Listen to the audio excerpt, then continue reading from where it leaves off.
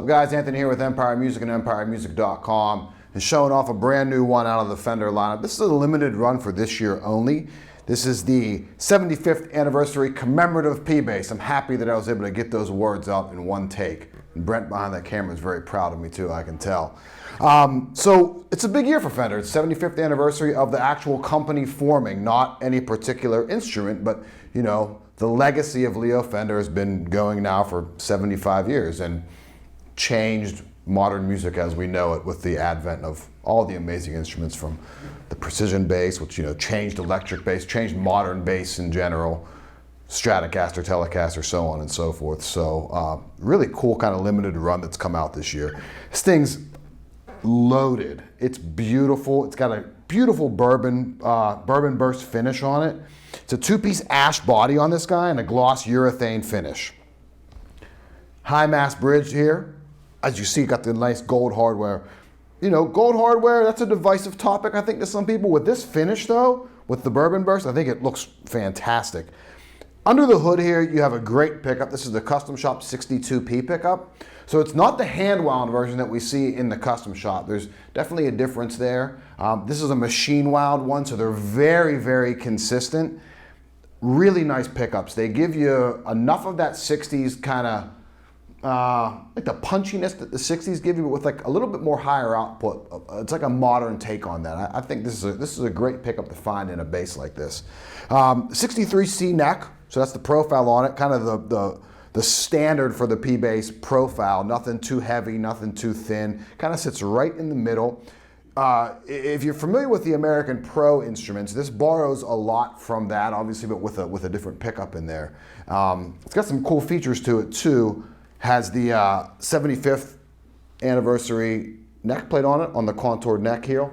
And you'll see at the back of the headstock here, you have like kind of a commemorative little insignia there on the back that lets you know this thing's limited run. So really cool moving forward too, when you purchase a bass like this. Not that they're ever gonna, they could go through the roof as far as value, but they're always a good investment piece, the limited run stuff, I think. So, and on the neck here, we have a satin urethane finish on the back of the neck. We have a gloss urethane, obviously, on the fretboard to protect it. 20 medium jumbo frets.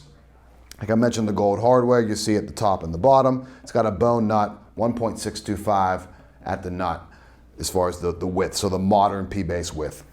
As you heard at the beginning of what I was playing, and I try to, every time I do kind of an intro piece there, I try to accentuate the same things that I always say. I probably sound like a broken record to a lot of people out there, but the great thing about P-Basses are how responsive they can be.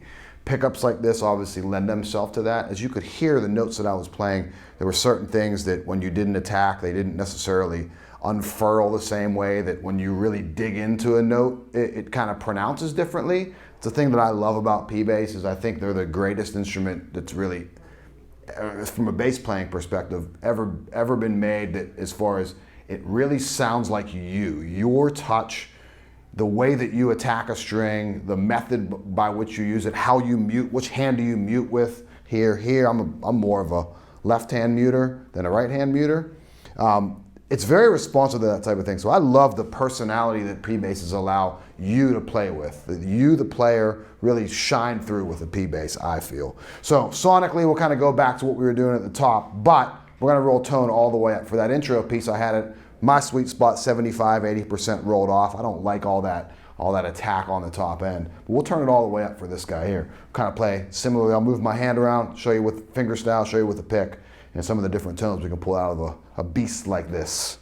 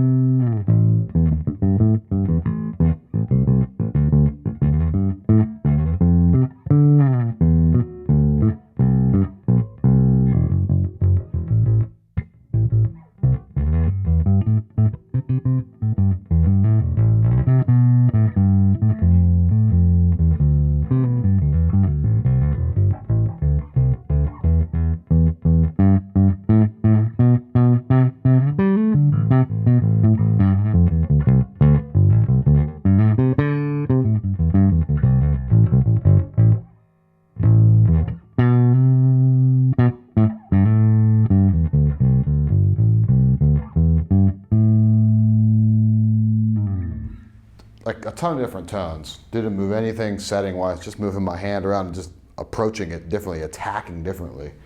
So kind of do the same thing with the pick, however, much less skilled with something like this for me, so.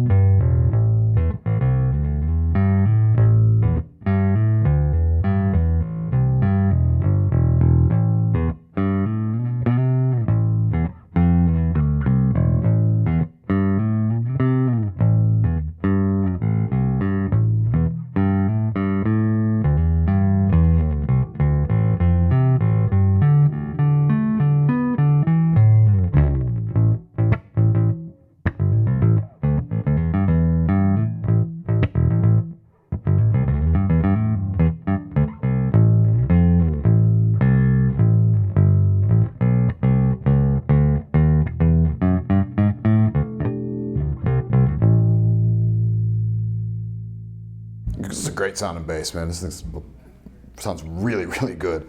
We'll roll some tone back and kind of give you a little bit of the same. So I'm gonna go, let's see what halfway feels and sounds like. A little too muffled for me there, so we'll roll that back up. I think about 70.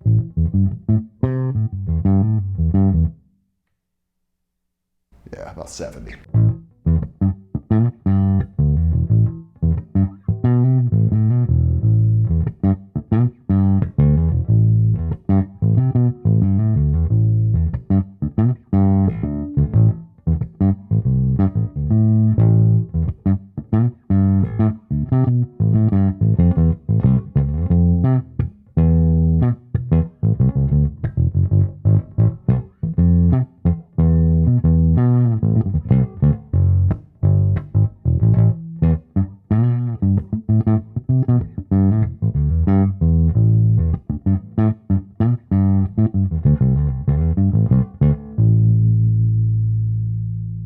Do the same thing with the pick.